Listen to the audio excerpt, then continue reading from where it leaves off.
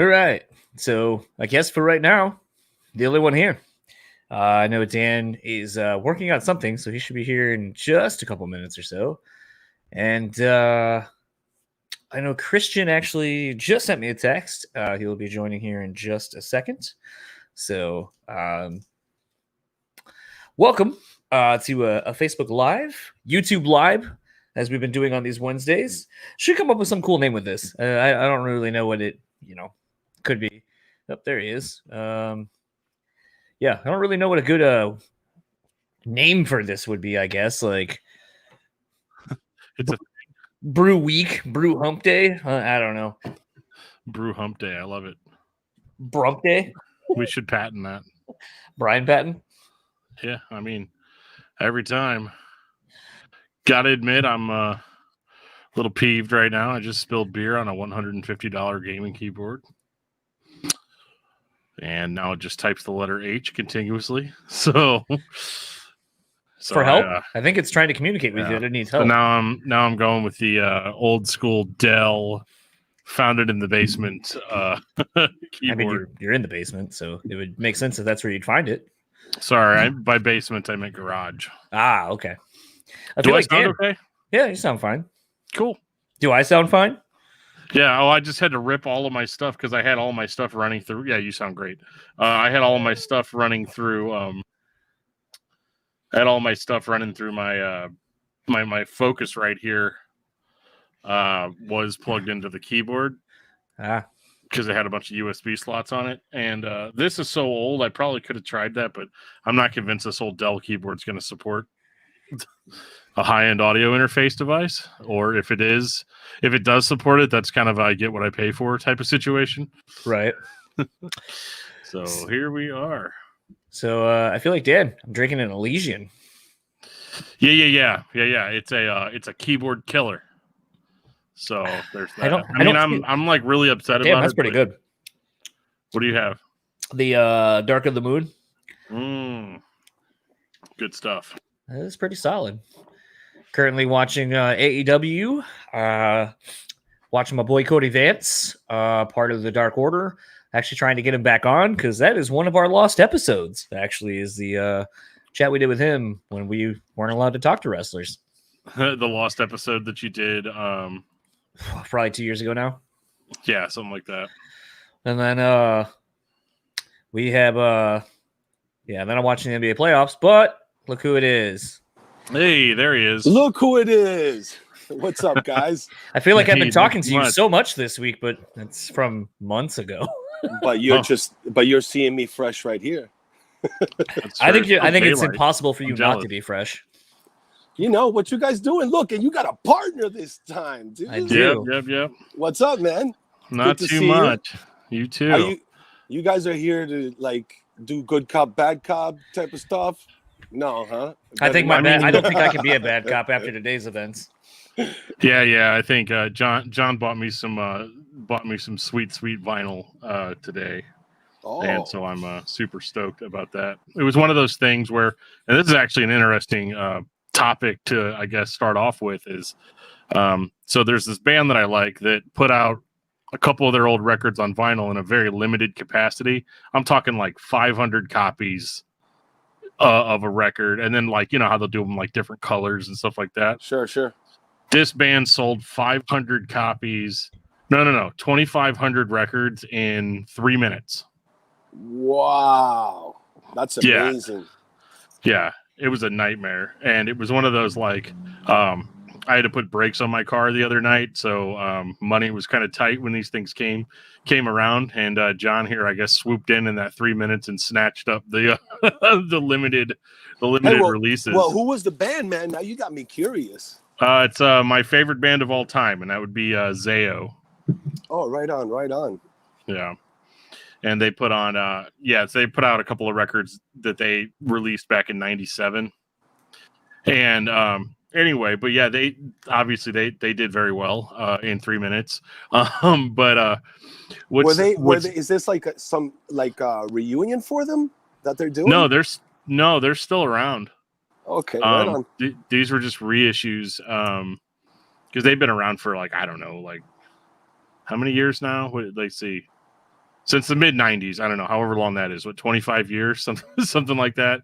Yeah, that's a good long career to have in the music industry, man. Music industry, some bands hardly last a couple albums, you know. But it seems.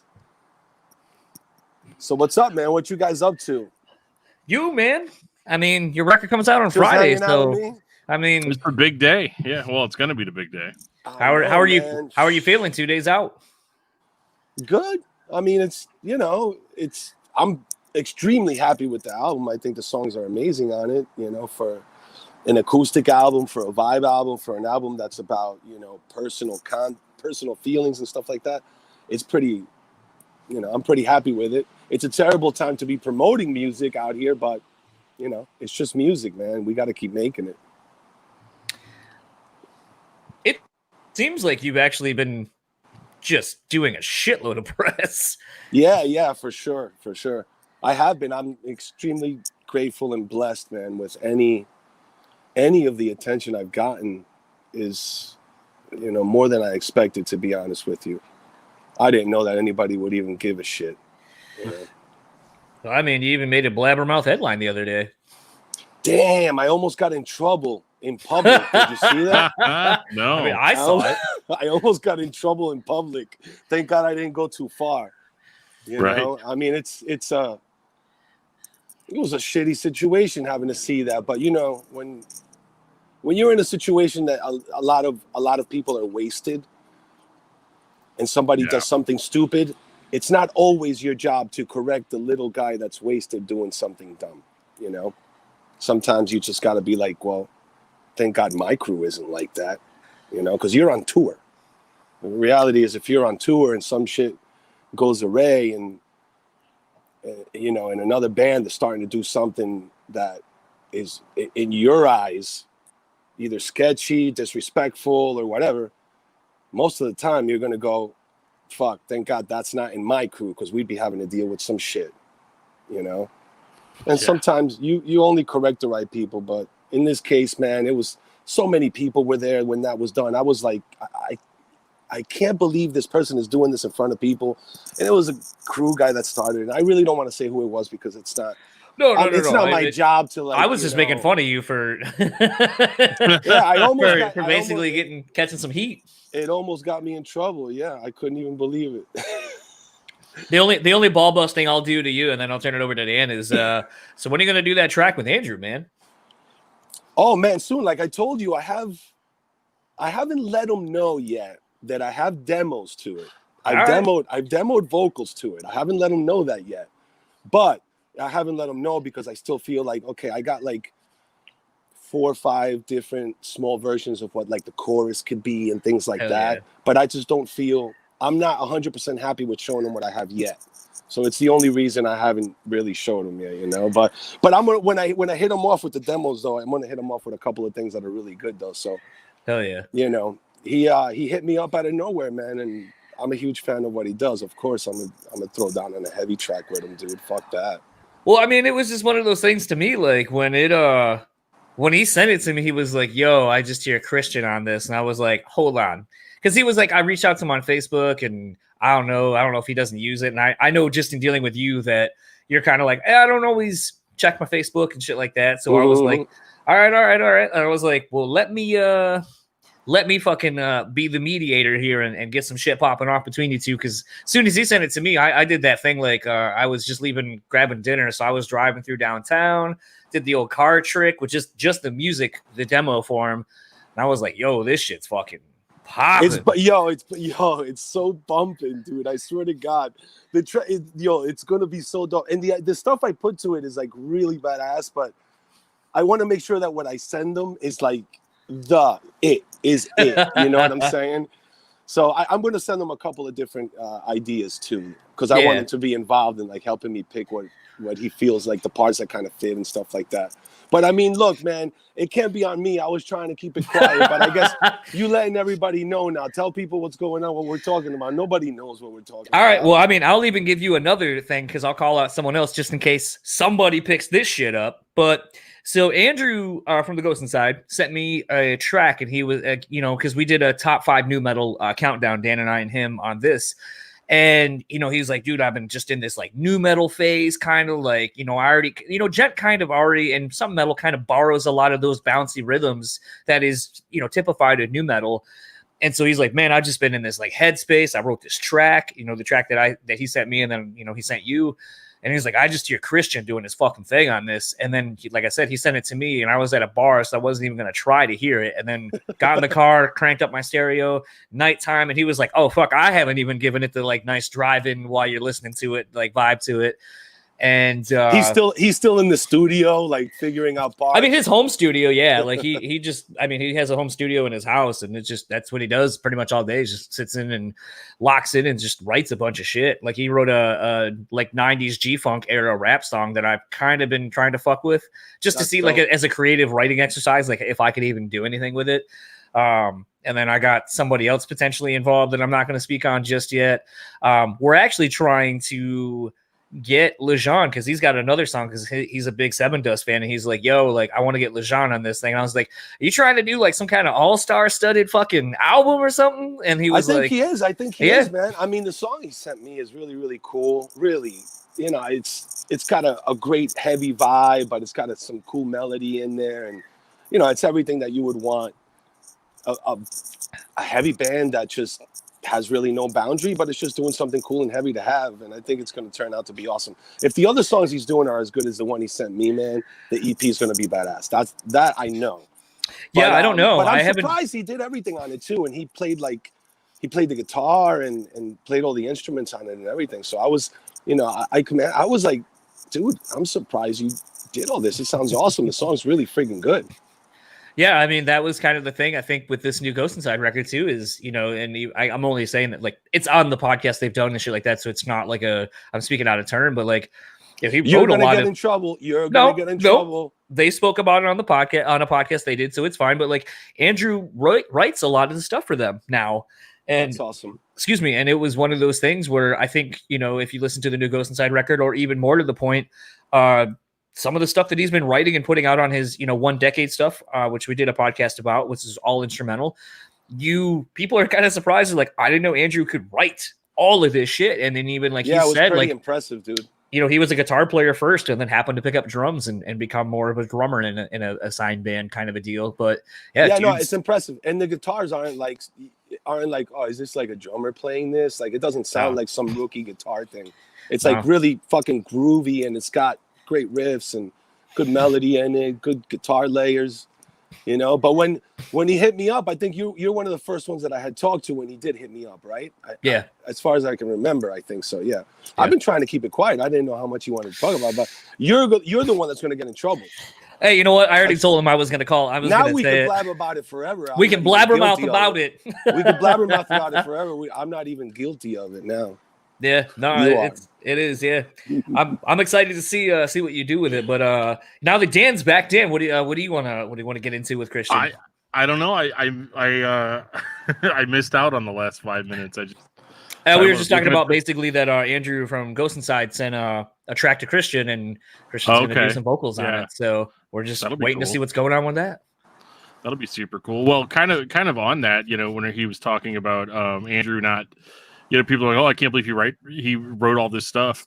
Have you gotten that type of reaction from people as far as your record and this stuff, of people being like, oh, well, what, because I've always felt like, especially with vocalists, I feel like people tend to underplay your musical ability in the sense of actually writing songs and writing and instruments and things like that.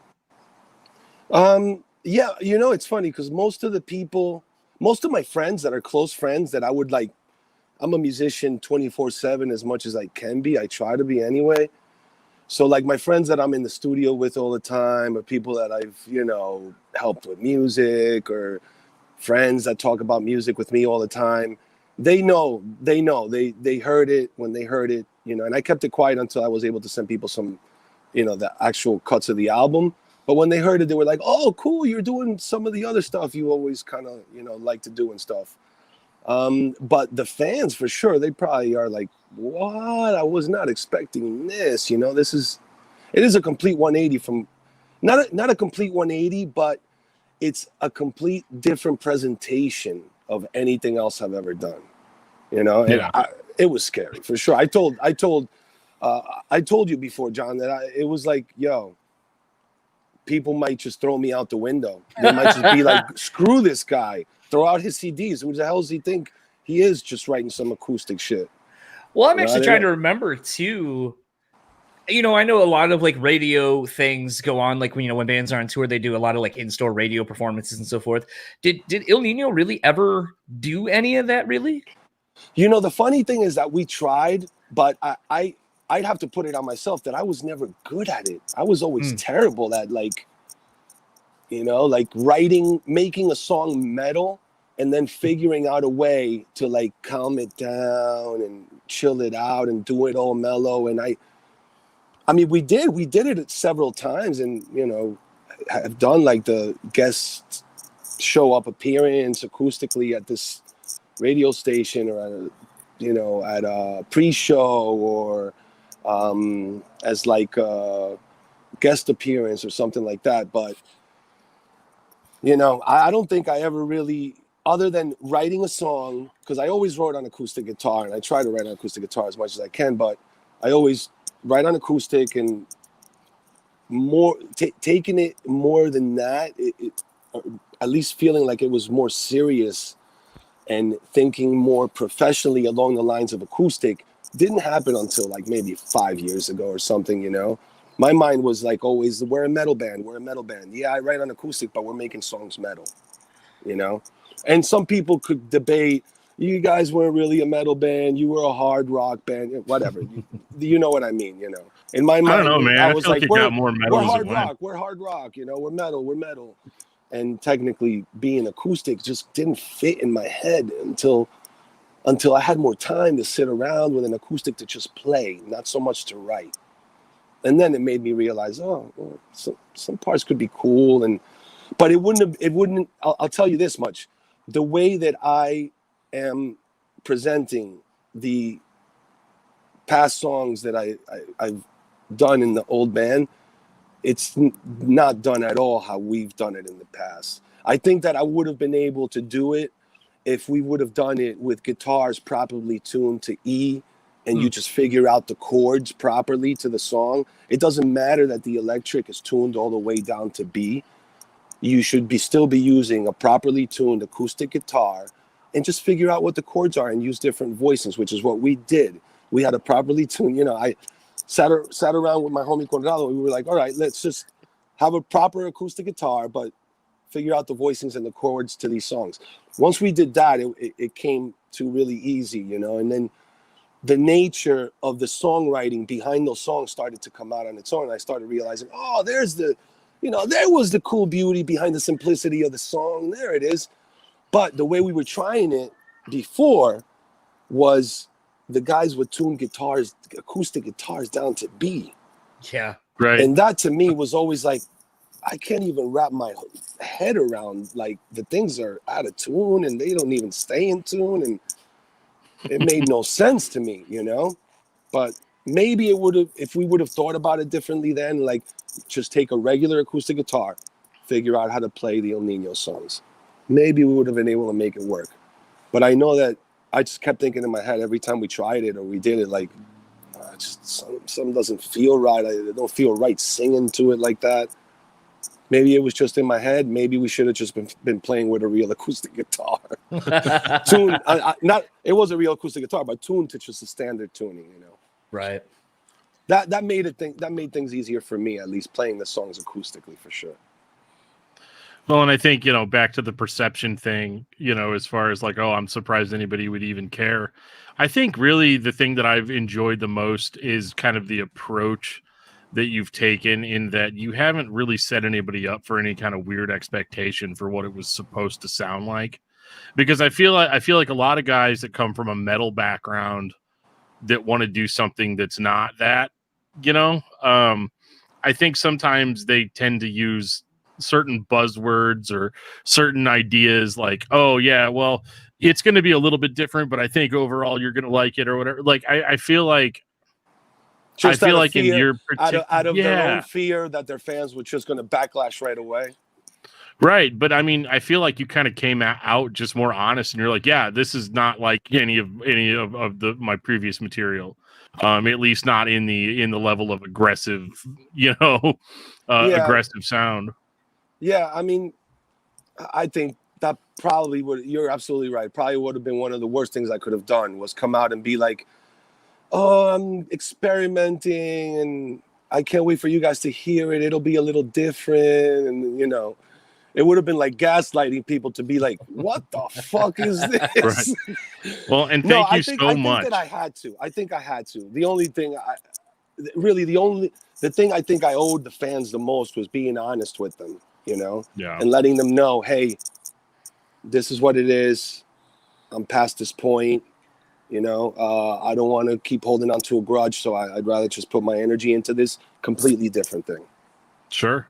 Well, and thank you so much for not using the word mature. Like, oh yeah, I've matured musically. It's like one of my biggest pet peeves, man. I might have. I don't know if I did or not. Well, I didn't see it, so I'm thanking you, whether it's true or it's not, because I review a lot of music, and so one of my biggest pet peeves is when somebody's like, oh yeah, I've matured so much, and basically taking a dump on the people that were a fan of you prior, you know what I mean? Yeah, prior to the new material. And there's a debate, and anyone could debate, like, no, the music you wrote was cool. It was your version of who you were at the moment. It's not about maturity, Right. There's people that are, that I feel are extremely mature. First, let's say most musicians, have their childlike things about them forever. It's just the way it's in the nature of, playing music and just having a lighthearted thing about it. But, there are people who just don't, and that really could fuck things up for sure. I think being a lighthearted musician, trying to keep it lighthearted and genuine, at least in what I'm doing, is the right thing. And metal, it could work too. I do see that, more bands in metal are coming out of the, I must be dark and things, I must be like, let me be tough or something. Like, you see more bands like now just joking around on camera and being themselves. The guys from Killswitch are very themselves. They're, I mean, Adam might be a little, extra, but they're just being themselves. Well, I can't talk bad about a Price is Right winner, so That's right, dude. That was one of the greatest moments in metal, bro. In metal commercial TV, Yeah, like, it was cool enough that he was on it and that he got picked and got, and all that, but then, like, the fact that he won on top of all of that extra. Was just like, that's super extra. That's like, you never expect that to happen. Yeah, it's like a D. Snyder moment almost. Yeah. It's like one of the greatest moments in metal, for sure. As far as on TV, what else great has happened on public TV for metal? Other Marilyn Manson on the Phil Donahue. Yeah, Donahue. Yeah. Other than that, showing my age. Nobody in metal has ever won a prize on public TV, man. Not one they want to readily admit getting. And you're right about D. Snyder, because they put him on public TV, like, defending metal. Yeah. But it was like, they put him on there. Like, let's see if he digs them out of the trenches. That's the way they put him on there. Yeah. They didn't put him on there thinking, he's gonna speak for the metal community, and we'll all know now that they're not bad people. Nah, they put him on there because they thought he was gonna be a disaster, a mess. Yep. And he came on and he was like more well-spoken and had more logical arguments than everybody else was there. Yeah. More logical arguments than them. People who were educated, 15 years of schooling. And, and this guy just, and maybe that's what it is sometimes, in things like that. When things start to get too political, you start to lose the sense of humanity. And he came in there, was eloquent, was intelligent, but really put the human element into what the resolution should or shouldn't be. Because the way they were looking at it, all metalheads are bad. They write bad music. People are going to kill themselves if, Right. God, what a terrible time the PMRC was. Remember that? It was scary, man. Bands were worried about that. That was one of the few times where bands were really worried. I definitely feel like it helped push a lot of album sales. So as soon as those stickers went on, you like wanted it more. Yeah. No, it helped, but the bands were worried. Because those people had power and they didn't know what was going to happen. They thought that albums were really going to get censored, you know? Because, I mean, think about it. Think about going as far as bringing Dee Snider to a frigging courtroom to explain why he wrote "We're Not Gonna Take It" or whatever they had him there explaining. Under the Knife, I think that was the biggest one. Was it was it? Yeah, and he's like, yeah, this is about my friend getting his tonsils taken out, but you guys are trying to find like S&M themes. And he's like, and that's the great thing about music lyrics is that you can find whatever meaning you want to find in them. So if you're thinking about a medical procedure, you'll find that. If you're looking for S&M, I mean, I guess you'll find that too. It all just depends on what you're looking for. Lyrics are subjective. Yeah, man. I mean, I wrote a song once about a fish that I had in a bowl, and just about his Is that what comes around? No, man. It goes around and around. Sorry, I couldn't. I knew it was low-hanging fruit. Yeah, but isn't that when he starts off with "I hate you"? I don't think he hated his fish. No, but if he's the fish, think if the song is in the person of the fish, maybe the fish hates the person that put him in there. Oh man, it's a social political commentary. Hey, Cristian, what's what comes around about? Well, it's a little fish. He was swimming in his bowl over and over, just going in circles. Then he died. I flushed him down the toilet. That went round and round. Oh, and then he man, hated me for sure. He hated me for sure. Then I was just sleeping and he flushed me down the toilet. Yeah, but one song was about that, and I remember like sitting around and bringing it up to the producer, being like, "Hey, man, I have these lyrics, and it's about a fish that I have in a bowl, and how fucking sad is it to have to live within this confined space?" And obviously, I didn't put in the song, you know. So it's how can I live then, in the bowl? No, it's actually De La Vida. De La Vida. It was on One Nation Under. It wasn't one of the singles. Like I wouldn't have been able to do that on a single.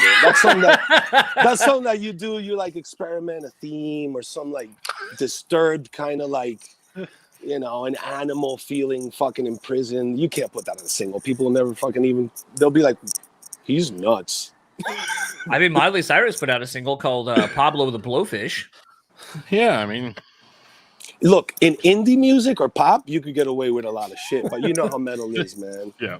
Metal, you know, you get stabbed for like putting, you know, I don't know, you put on the wrong clothes that you might get. Oh, don't kill me, guys! Stop it! Hold on. Yeah. You have the wrong patch on your vest. Right. You're like, I never liked the albums before this album. Oh yeah. So did you guys sue Roomba for taking your name? Damn, they spelled it there. Imagine it was like that. Yeah, you motherfucker. We would have been sued. We would have been sued, dude. Whoever came up with the musical style would have sued us. That's the flip on that. They would have been like, we made Roomba albums in Cuba back in 1942. You owe us $3 million. I'll tell you what, we're gonna go ahead and sue Roomba then for sucking up our ideas. I don't know why Cuban gangsters would sound like The Godfather, but in my head they do. Ooh. You owe us $3 million.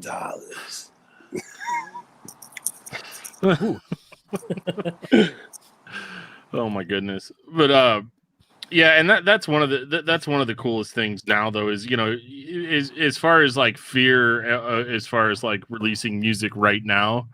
I almost think now is kind of the perfect time for you to be dropping it, in the sense that like, in the sense that everybody kind of has time to pay attention.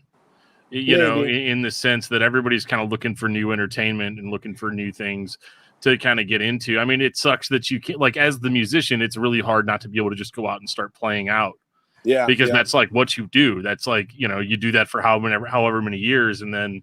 But it's also like the main way of promoting is like, you know, you prepare an album by going out playing shows and doing press. Like the press has been amazing. That's why I'm just like, man, if I would have been able to play shows, it would be so badass, you know? Yeah.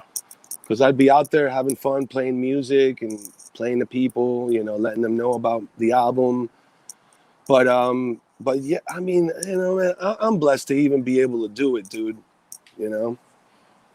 What is one of the things that, you know, I know we kind of talked about this at some point, you know, just kind of, doing something solo versus being a full band. But now that you're the crow, now that you're he's gonna friggin' start eating me. He's like, if you can, they're like pushing on me. They're like, if he stays for 3 more minutes, he might be dead. What goes around comes around. Oh my god. Are we doing this? Do I need to start thinking about album or song titles? Hey, we talked about it on the podcast that dropped on Sunday that I made a reference to a song reminding me of Terminators. So yeah, I gave him a lot of grief for that one. I believe who were you guys on? What cast was it? Who were you guys on with? No, it was you. It was your episode. So I couldn't make it when you guys did the interview because I was at work or something. And so yeah, John's like, yeah, go ahead and listen to this interview with Cristian, and then we'll talk about it or whatever. And I was like, oh yeah, cool, because most of John's interviews are like 30 minutes, 35 minutes or something. I mean, we know each other, so it's tough, I mean, even when we're doing a podcast, we got to get a little bullshit time in there too.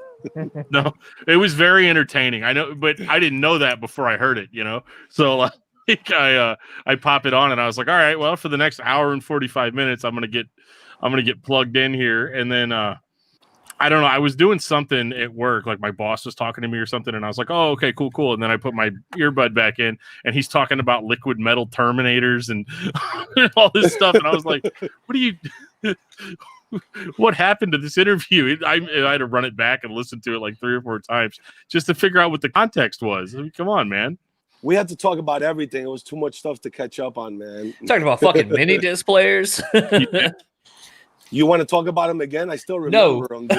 I think I told you I had one, though. I went to my parents' house this past weekend, and I saw like the little like stereo setup where you could detach the speakers, and I was like, I know you got that mini disc player in there somewhere. I have a mini disc player.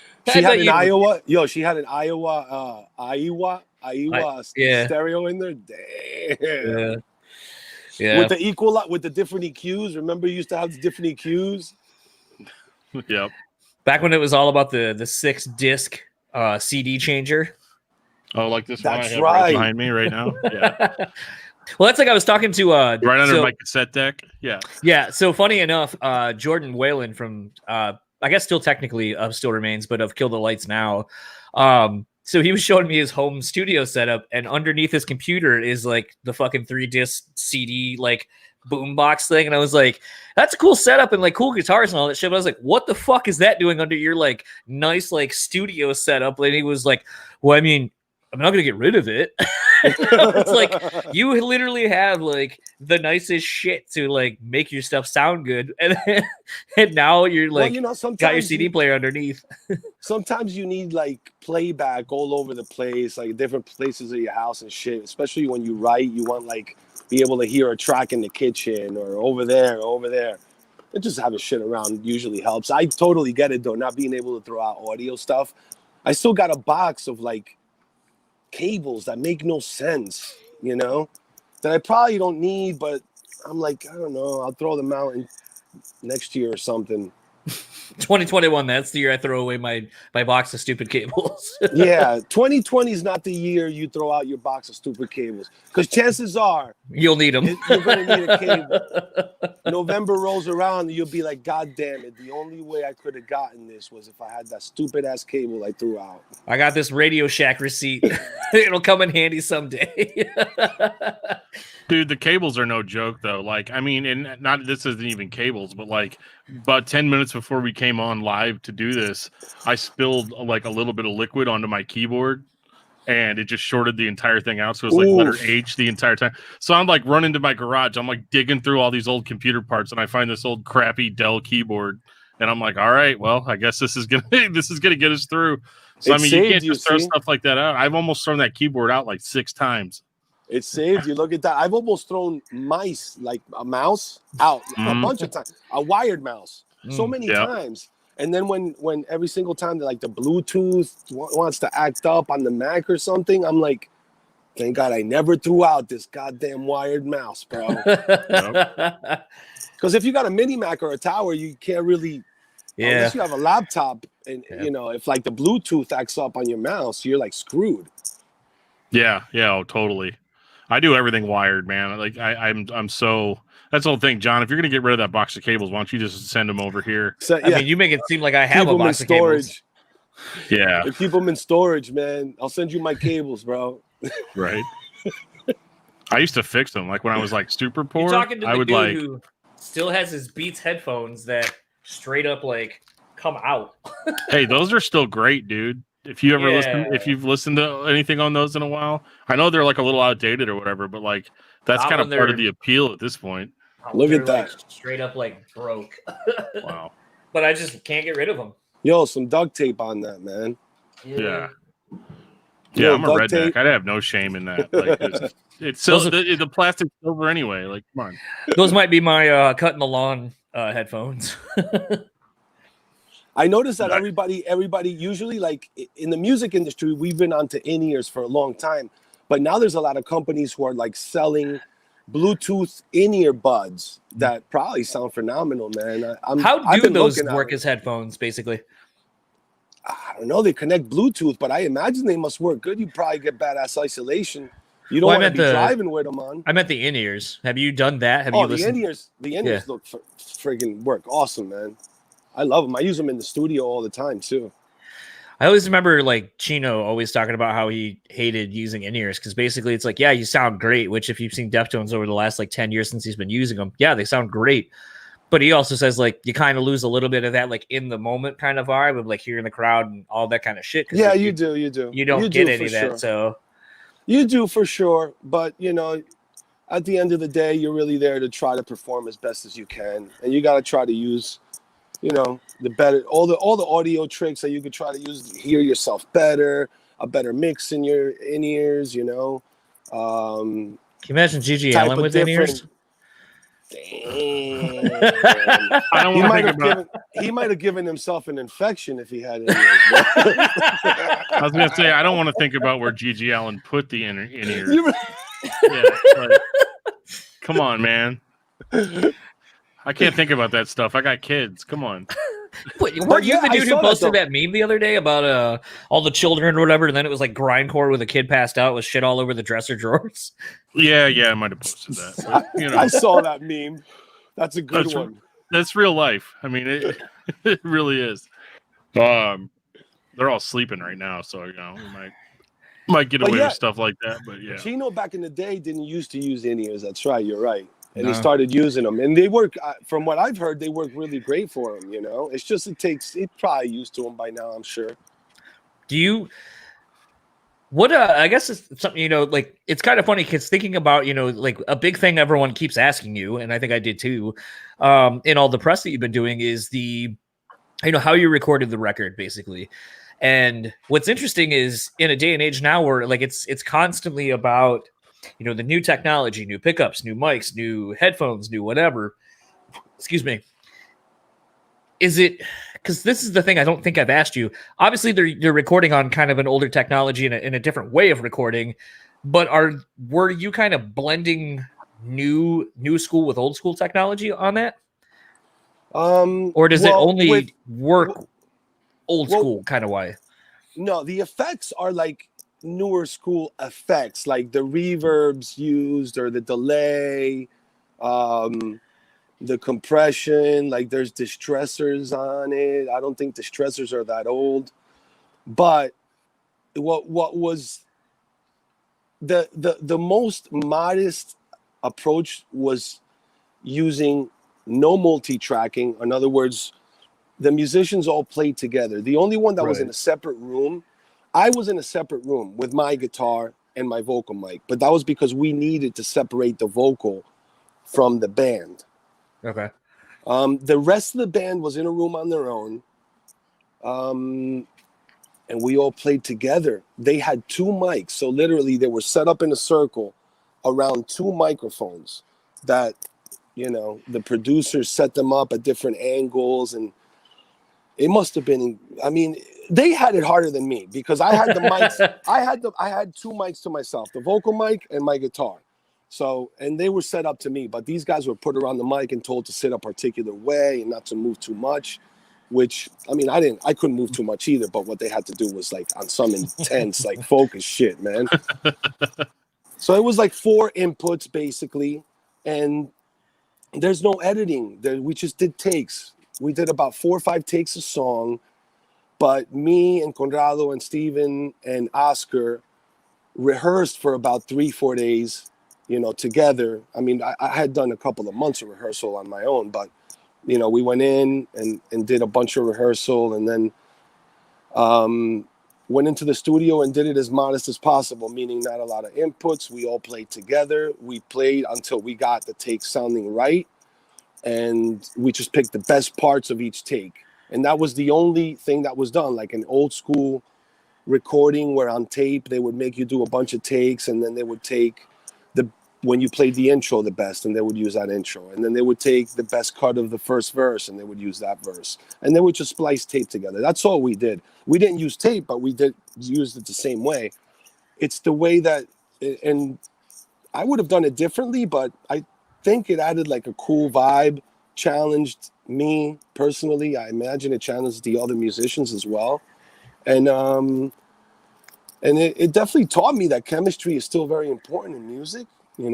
Maybe not in all music, like maybe in dance music, you don't need like a band vibe chemistry, but in acoustic music, it's still really important. And it reminded me that, the songs, if given a very stripped down nature, they almost like take on their own life, and you think of them differently. And I imagine the best way we could have done this was in a simple way. I think if we would have multi-tracked everything, it would have started to sound overproduced, and who knows? He loses that atmosphere. It loses that atmosphere of dudes being in a room playing music. Yeah, and that's why the songs feel different, because it's almost imperceptible, and you can't quite put your finger on what it is, but it's just the fact that it doesn't sound like it was synthetically created. Put together. It feels like a live performance. Like it's not. It's an ideal situation where you can try it again if you screw up, but like it's but yeah, like that atmosphere is one of the most important things, I think, for any record in that. And I feel like a lot of modern music really doesn't have that, because mostly out of convenience. Like, don't get me wrong. Nobody's wrong for wanting to have the most ideal, perfect sound, but there is something kind of that's there that you need in order to kind of have this sort of common theme throughout all the songs. Yeah, when the label, because the label Chesky Records, they specialize in this kind of recording. They on Chesky Records, they do a single mic recording where they use only one mic, and just because I was using 4 mics instead of 1, they are, we're doing like a subsidiary of Chesky, because they're so like true to their single mic technique. And it's amazing, what they do with jazz artists, it's amazing. And when they brought it up to me, I was like, at first I was like, wow, how challenging and how risky, and multi-track recording is so simple, and and you could keep doing it till you get it right on your own. But then I started thinking, oh, it's an acoustic album. And one of my favorite acoustic albums is the Alice in Chains Unplugged, when they did the MTV Unplugged stuff. Yeah. And I was like, yeah, why not? It's okay to have like human imperfections that sound good in the music. Totally. It reminded me that that's okay. It's all right, Maybe in like industrial or like pop music, like you might not want to hear, like, it's like this, like, how now you hear dance music and everything is perfect. You don't hear not one bad note. There's nothing wrong. But then when you hear like an old freestyle track, now you hear like all the bad notes in those old freestyle tracks. Yep. But back in the day, we all couldn't notice that much, because recordings were more like, well, you're just kind of used to hearing some things that are a little tiny bit off. And even I had to get used to hearing like human mistakes in my own music.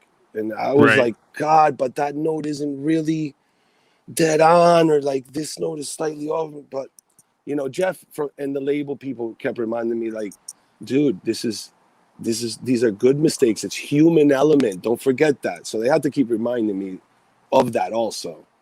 You know, it's not like I was in there being like, yeah, this is the way music is.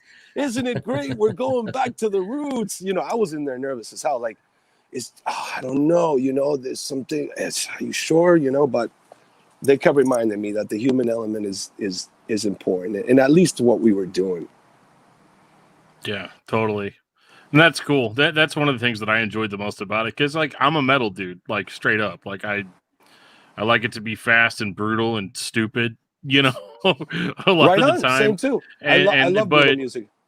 Yeah, but it's one of those things where if I'm going to put myself in the mindset to maybe kind of branch out a little bit, it's nice to have some of those, because like this isn't like a heavy record, but it's also like having those human kind of sounds and being a little bit more real in its own way is really what makes it more rock and roll in that regard, where the idea isn't necessarily to sound perfect. The idea is just to sound like you actually care about what you're singing about. And whenever people have emotions, emotions are what they are. They're not always pretty.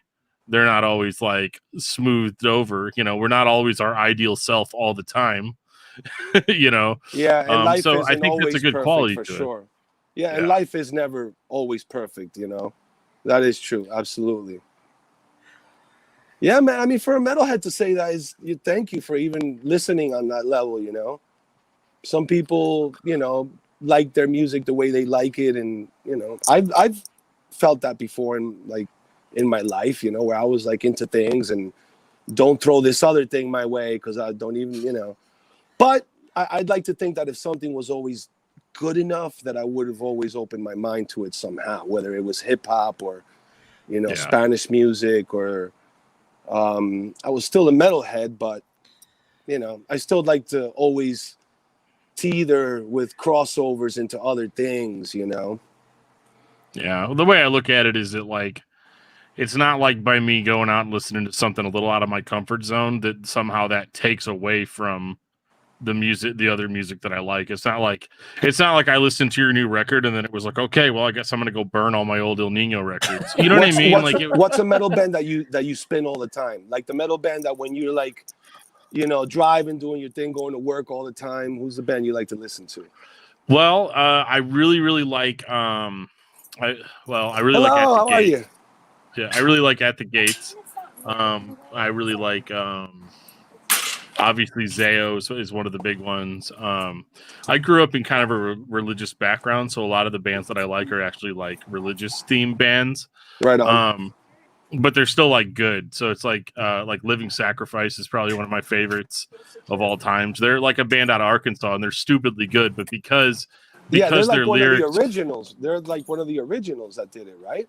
Yeah. I remember. But yeah, they were stupidly good, but because they had that stigma of their music was perceived, and it's not really like that. A lot of those bands, you listen to them and you start realizing that like this isn't exactly what I thought it was going to be. I thought it was going to be like all religious and yada yada yada yada, but it's really just happens to be that like 6 dudes got together and used to go to the same church together and decided they wanted to play metal, and it's not like it's not actually weird, but people just kind of put that on it.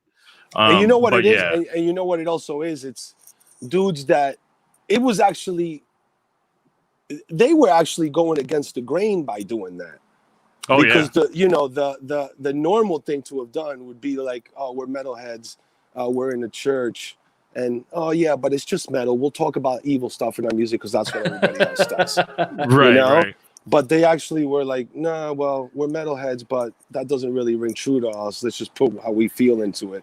Or I don't know if maybe they were like, this could be a cool theme, you know? Yeah. Some bands start with that too. Yeah.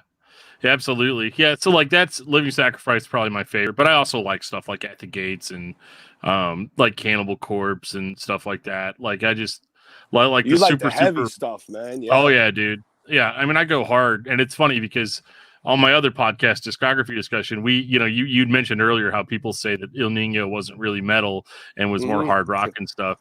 And like I would disagree to an extent, because when we were listening to the records, to prep up for that show, you know, we talked about every record like in sequential order, like what we thought about him and all that stuff. I kind of was like, yeah, I mean, you might be able to argue that the first two records might have been like more of like what was popular at the time, but as it goes on, it gets so much more brutal and so much more intense than I feel like that it was before. And so we probably that was like a big awakening for me. We probably experimented a little bit more with the heavy stuff, for sure. And Absolutely. probably we were probably like, hey, let's do more heavy stuff and try other lighter stuff, you know? Yeah. Just out of musical curiosity, does shit like that. Well, and that's the interesting thing too, that I would challenge anybody that, and I have never even heard anybody say this because like your record's not out yet, but like anybody that would come to me and be all like, oh, what's with this like acoustic, you know, like emotionally driven, you know, type of record when, you know, this dude was like, you know, all the time, you know, before that. And you know, the thing that I would say is that, yeah, that stuff was kind of always there. Like if you listen to some of those older songs, that element was always there, but it wasn't explored to its fullest extent. So, and I think that's really what kind of opened me up to it. Because like I remember when John was telling me about the record, he was like, yeah, he's like, Christian's gonna put out this record and it's not gonna be, you know, what you're expecting, you know, it's gonna be different. And I remember, and at first I was kind of like, oh, I mean, okay, I'll check it out because like I'm on the podcast, I have to say something about it, you know. And you know, like, if you thought that, you know that most people were like, oh hell no, what is he doing? You know. But see, I wouldn't say most people because I'm not most people. Like I'm kind of a meathead sometimes when it comes to this kind of stuff, and there are some bands that I would not give the free pass, you know, that I'm giving you on this one. But I also think that you got your bands that you got to give a hard time no matter what. Absolutely. but this was one of those things where it's like, well, I like your singing, I like your melodic vocals, and I don't even like a lot of melodic vocals, if I'm being honest. But it was one of those like, yeah, I could probably listen to that. And then I listened to it and I actually like really wasn't as surprised like as John had kind of led me to believe, you know, that like, oh, you know, you might not like this, you know, or you might, you know, yada yada yada. But it was one of those like, yeah, but like I feel like I've kind of heard a similar vibe or gotten kind of similar elements, you know, from the older stuff. From the older stuff. Like it was always there.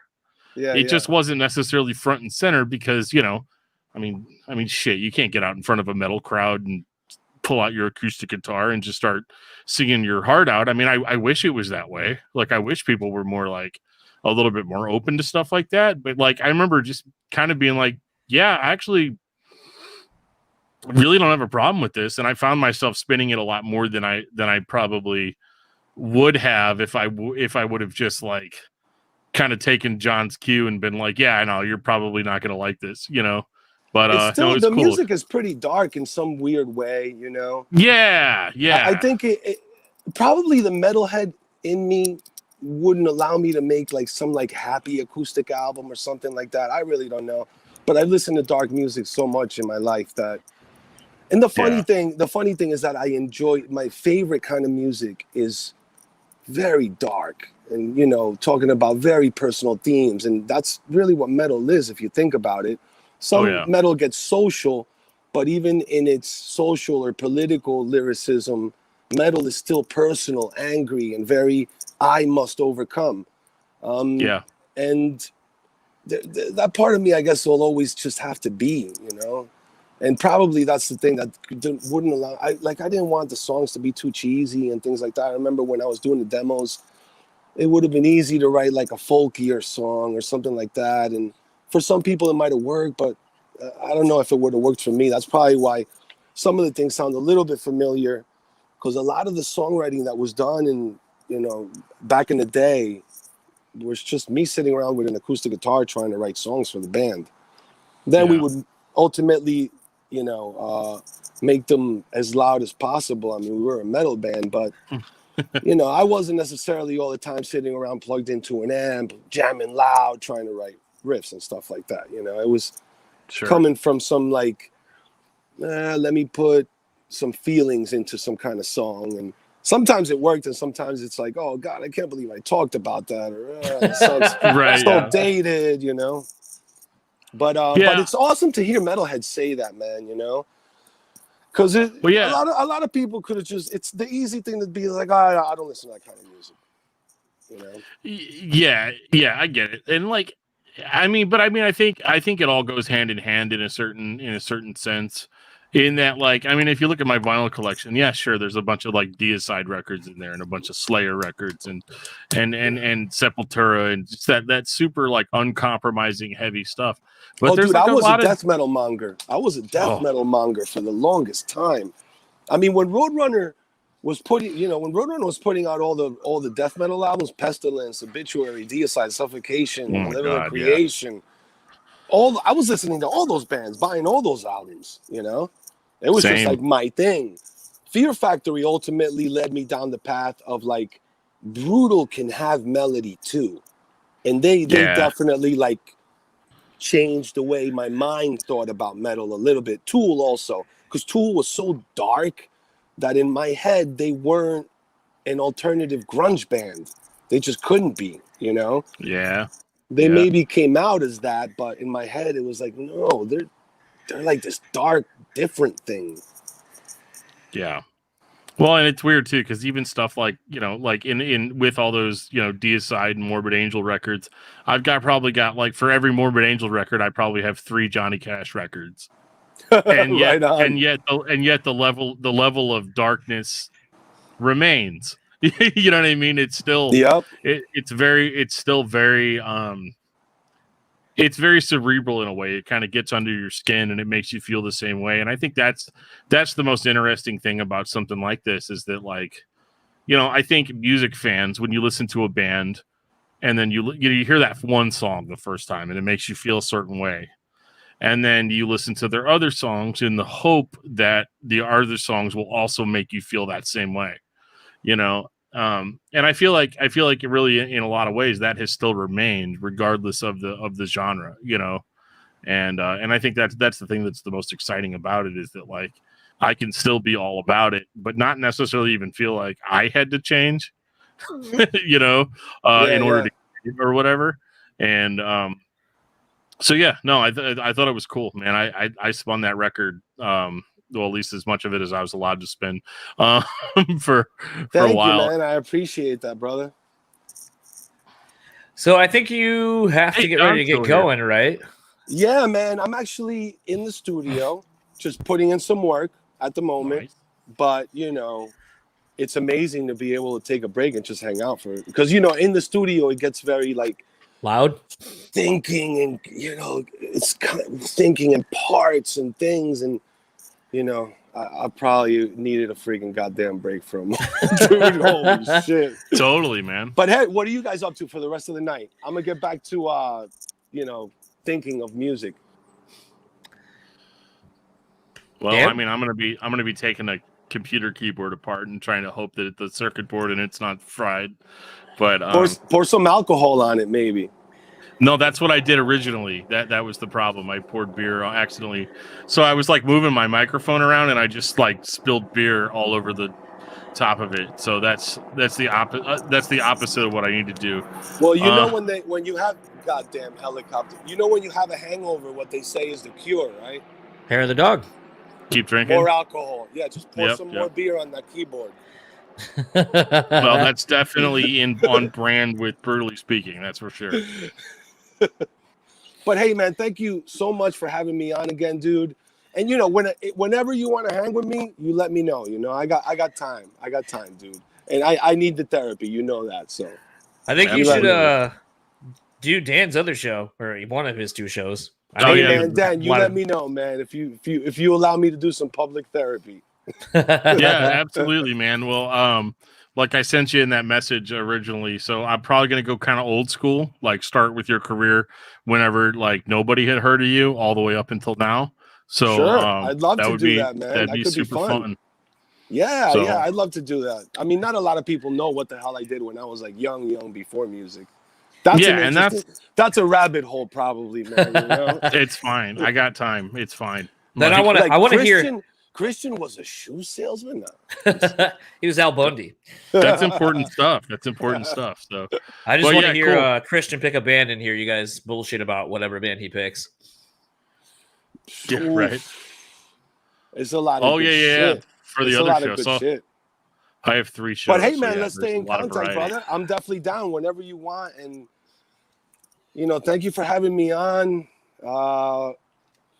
I'm going to share this right now. Is it going live right now? It's live, yeah. Yeah, it's been live the whole time. So. Are you putting a link up to this? I can send you a link to basically rewatch this. The audio version I'll drop in the podcast feed probably in like a week or so. Okay, awesome. Cool. And I'll have John give me your number. I'll just text you or something. Text me tonight. That way we stay in contact for sure. Absolutely. Sounds good, man. Well, you have a good night. Enjoy your studio time. And again, hey, man, pleasure hanging with you guys, dude. You guys can pre-order Hollywood E. Scyamore at CristianMachado.com. It's at the bottom if you're rewatching the thing. It's available September 25th, this Friday. Fucking pick it up. Save it, pre-order it, whatever. Everybody's that's on digital. I'm on all the digital. And that concludes Machado Week. Awesome. Thank you very much, my brother. It has been a pleasure, man. Absolutely. I am blessed to have friends like you crazy motherfuckers. Talk to you soon, man. All right, later, guys. Peace. Yep. And then there were 2. Absolutely. That was fun. Yeah. Sorry, I was watching wrestling and playoff basketball. That's fine, man. I'm a little distracted because, like, your keyboard. I don't know why my computer just shut off randomly too. So that's like also a concern. Well, apparently Cristian is the new Howard Jones. Dude, I thought that like really hard at first. I was like, man, I'm gonna end up like not doing any part of this interview.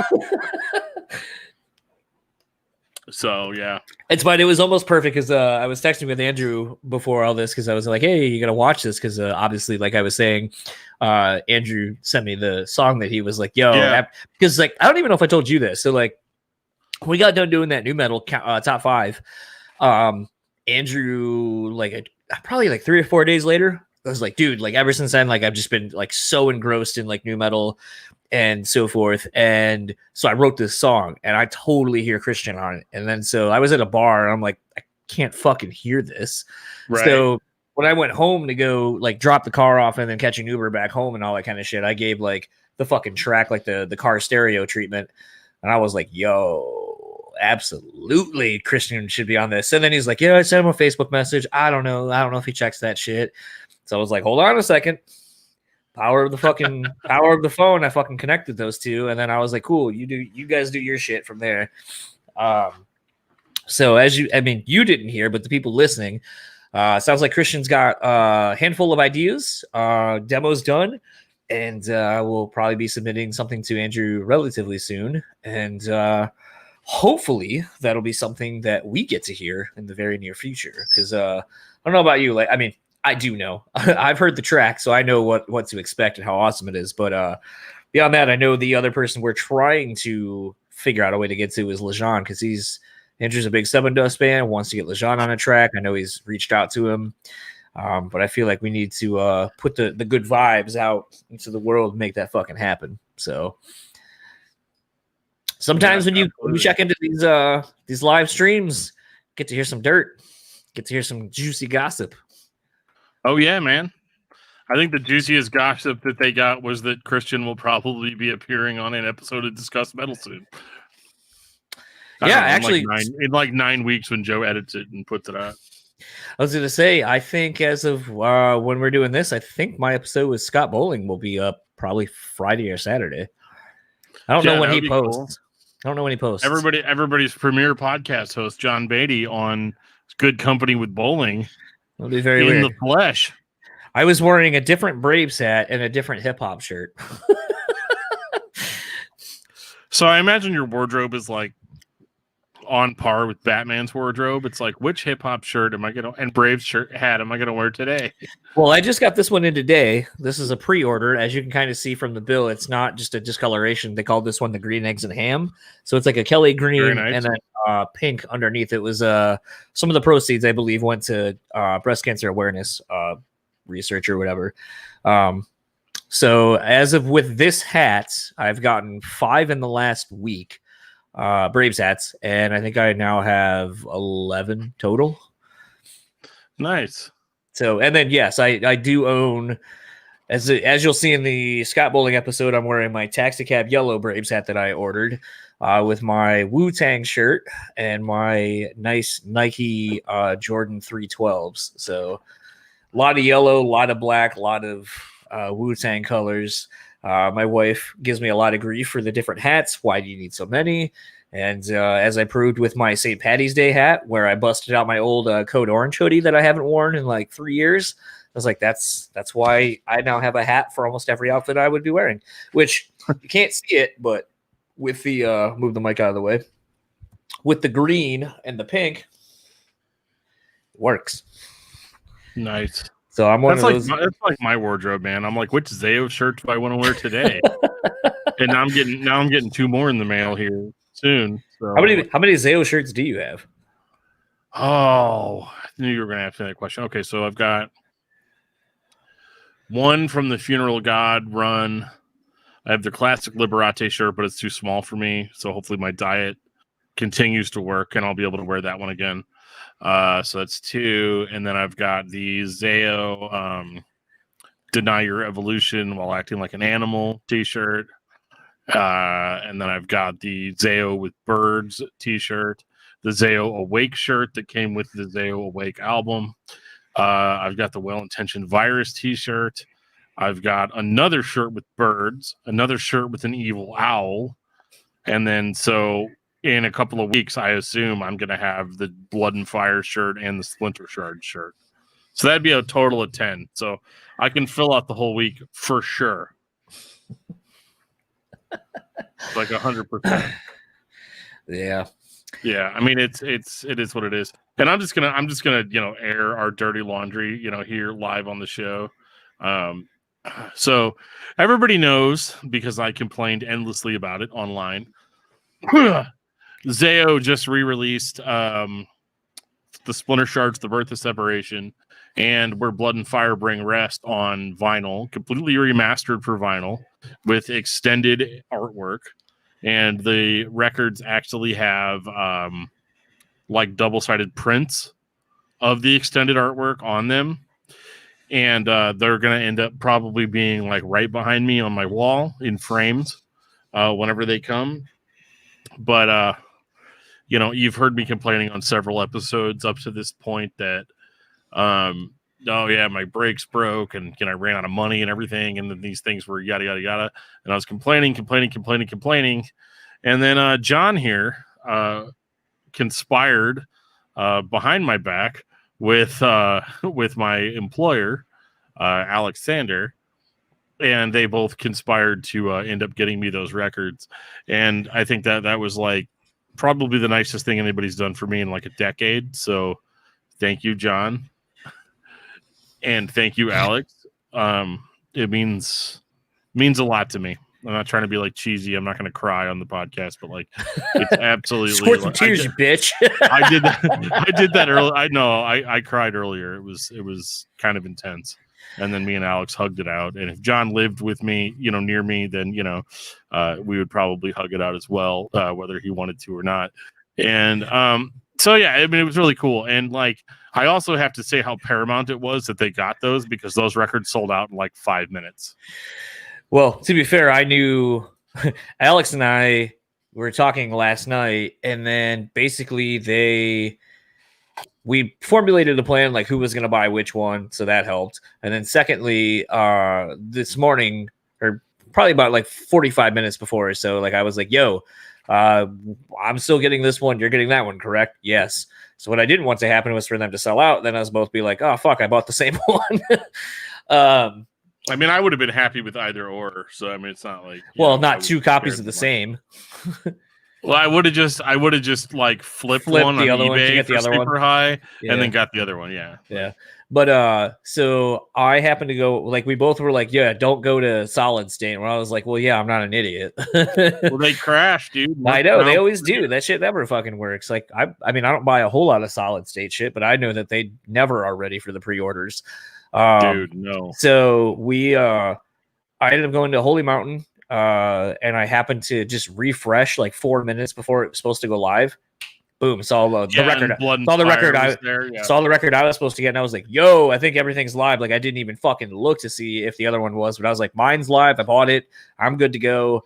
And yeah, like I had mine secured, and it was kind of funny because like I was gonna tell Alex, literally as you sent me like, oh, I guess I have these, like, and sent me like his whole order. I straight up was about to tell him like, I know I'm gonna get drunk. Like, I'm terrible at keeping secrets, like especially like one where I know someone's gonna be so stoked on it because like I don't know.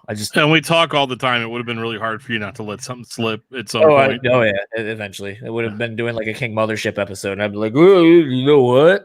Do you guys write music? You guys like music? That's all I remember from that episode. I don't remember anything else about it. And even though like you've been like, hey, you think that was good? And I was like, yeah, it was great, dude. Even though I don't remember anything from it at all. I mean, at the absolute worst, like, I mean, that'll be probably the next episode we record intros for and so forth. But oh yeah. The interesting thing about that is I feel bad. Like, there's been a full transparency for the people watching and the people who will hear the Christian episode that we already recorded. You're never going to hear this, so this is exclusive to if you're watching this now live in the moment. Hey. So I came home pretty half in the bag for an interview we did with Spencer from Periphery and his bass player for King Mothership, their new project. Keep talking. I'll be right back. Yep, that'll be out in a couple weeks now, actually. I think less than a month, that King Mothership record will be out. And Dan will attest, obviously he just left, but Dan will attest that I came in to sit down and do the interview, and I had like my glass of water and was ready to just kind of sit down and chill.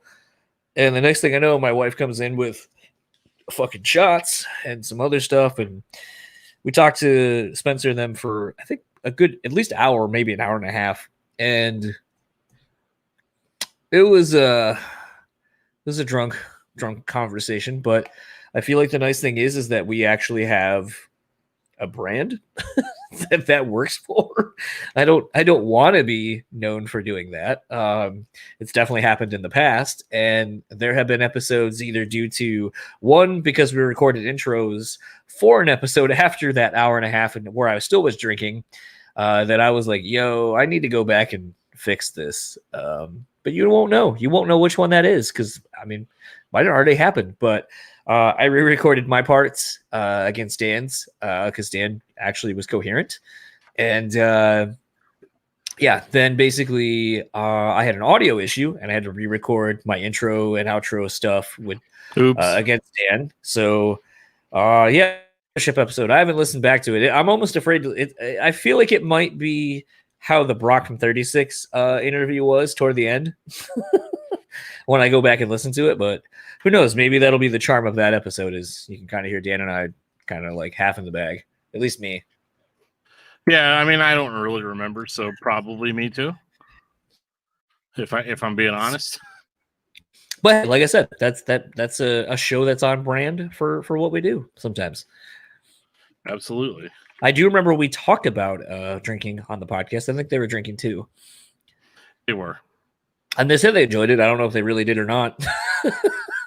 I mean, I don't think any of us really remember what went down that night, so it'll be interesting to hear the audio file played back. Yeah. I'm trying to remember, did you sent me that file, I believe, of yours, I think. I did. Okay, cool. I remember that.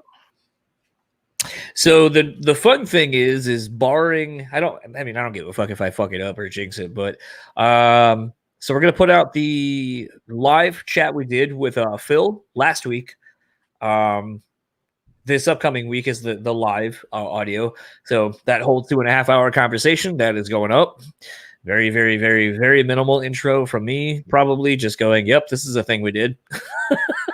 Listen to it. And then I think next week's guest that we're going to have on here is going to be Kyle from Bad Wolves. I found out, interestingly enough, that we share a birthday, and our birthdays were this past Saturday or Sunday. Sorry, last Sunday, and it was kind of weird because I wanted to do a fun podcast with him where we just bullshitted about like shitty birthday gifts or I don't know. I don't really care. But he recently just started up his podcast again. And so I think the third episode just came out probably a couple of days ago. But he's had Travis from Atreyu on, and they basically just talked about video games for like 2.5 hours. And that was pretty cool. I actually sent him a message on Instagram yesterday because I pre-ordered the new Xbox yesterday. So while I was kind of like Dan was going through his whole struggles of like, oh fuck, I'm not gonna be able to get this pre-order, and I was actually not necessarily dealing with the bullshit of the pre-order like a lot of other people had. My Xbox pre-order situation was fucked. I was so ready. I had it ready to go on Best Buy. I fucking had like my work computer, my laptop I brought with me, and my phone all ready to go. And Best Buy didn't even show it in their inventory to even buy. Like it just said it's coming soon.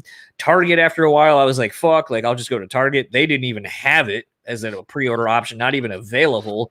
Really? I knew better than to even try GameStop or Disc Traders or Playing Trades or any of that shit.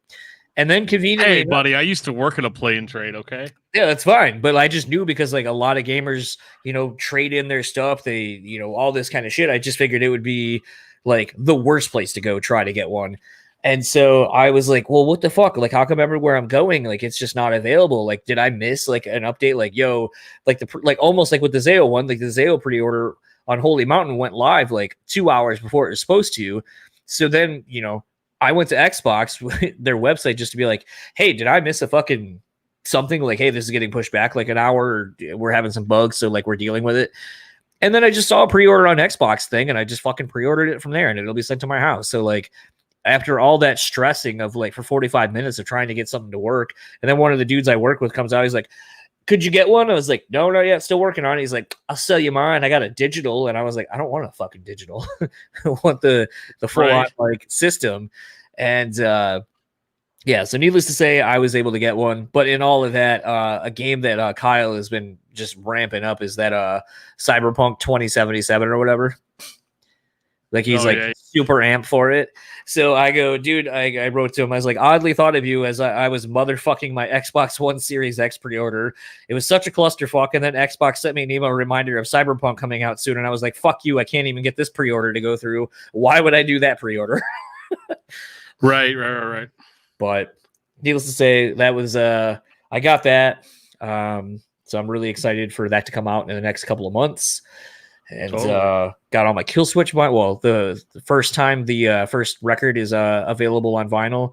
I pre-ordered that. That should be here pretty soon. And then I even picked up the As Daylight Dies pre-order a little while ago. So I went from not really buying any vinyl for the last probably 5 or 6 months to really getting back into it. Yeah.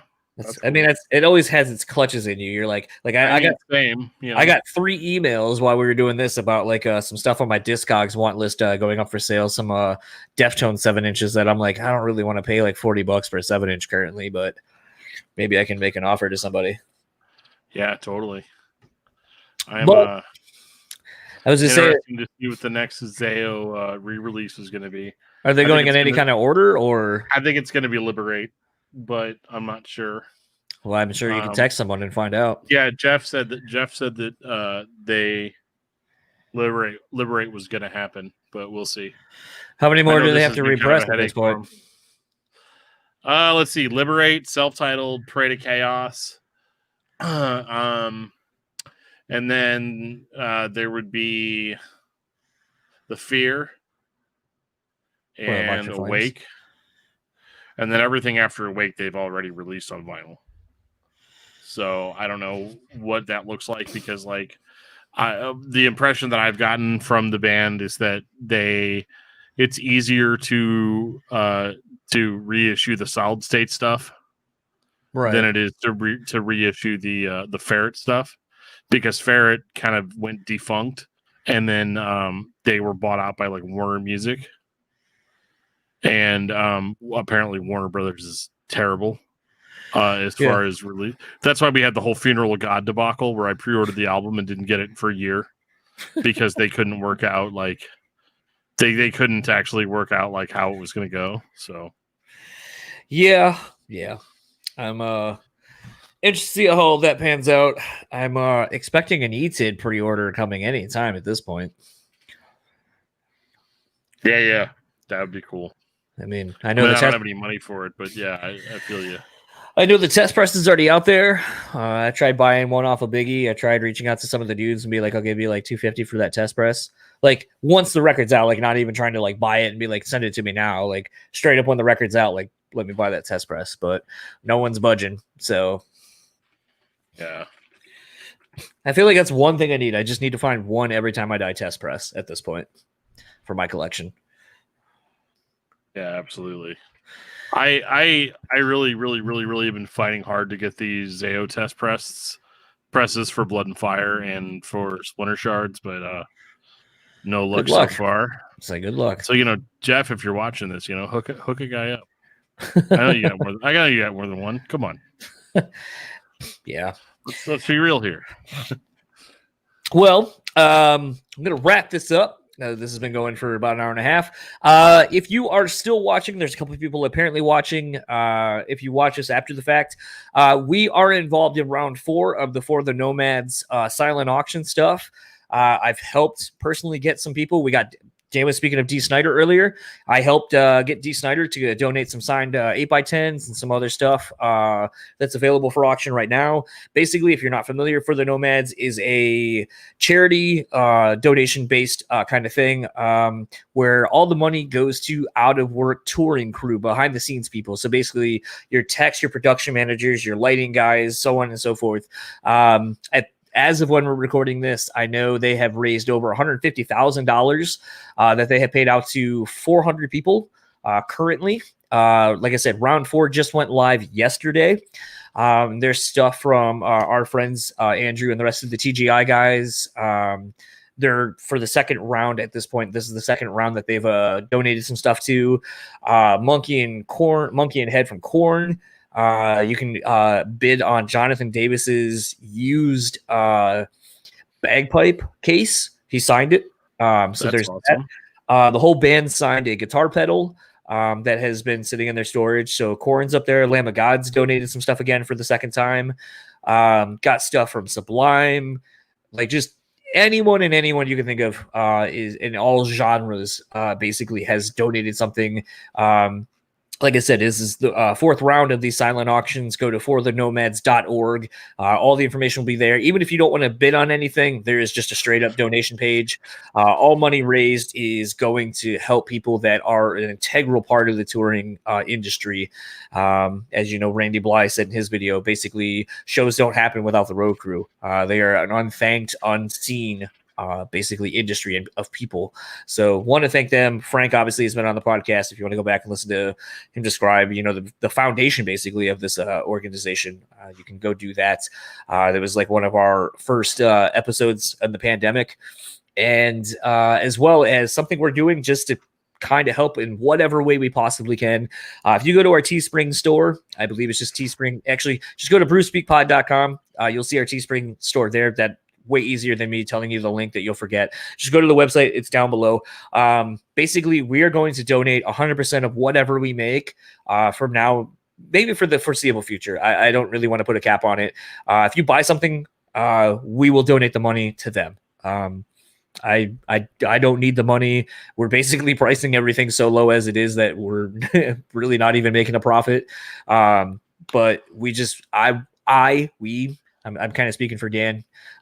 Just want to do something that, positively help affects people. Yeah, the industry that, obviously we are piggybacking off of it and kind of making a little bit of a career of sorts out of with this podcast. So, if you're any of the other podcasts that we are friends with, I would urge you, if they do the next round, round 5, whenever that will be, if you can donate, become a sponsor. I definitely can say they bust their ass getting your name all over everything that you see for that. The video that Randy Bly did at the very end, there's Frank saying this isn't possible without these sponsors, and there's our logo and so on and so forth. They tag you in all the pages everywhere that they post these things. They go above and beyond what they really need to do. So I definitely want to raise awareness to that. And I think going forward, we're definitely going to still work with those guys and gals. It's a organization and a fundraiser I think we can all get behind right now. I don't, it really bums me out. I fucking basically don't even use my calendar, which is sitting right here. I don't even fucking look at it. I haven't changed it since May. I haven't changed it since May because basically everything I wrote down just went to shit. So it's a reminder, like when I flip through, of seeing things that I was supposed to be doing, trips that I was supposed to go on to, festivals that we were approved for, interviews that we had lined up for way down the road, all gone. And those are just interviews for us. That's not jobs. Those aren't career money-making opportunities for us. So forthenomads.org, if you're able to donate, if you're able to bid on anything, please do support a great cause at the very least. If you donate, not donate. If you buy anything from our store, we will donate all of that to the For the Nomads on our behalf. So help us help them. And thank you guys for watching this. And like I said, barring something catastrophe happening, we will be talking to Kyle from Bad Wolves next week on this same time, so hopefully we'll see you guys there. And stay tuned for Sunday's episode with Brad Arnold, 3 Doors Down. It is a very, very quick episode, but in light of all the Machado week stuff, I feel like that's okay. Happy Machado week. This is my favorite milk-based drink, a Machado. There you go. Well, I'm glad I was able to be there for you in that way. There you go. I guess for the Brutally Speaking podcast, for this live thing, I'm John. And I'm Dan. We will talk to you all next time. Stay safe. Cool beans. Ba, ba, ba. Bom, bom, bom, bom.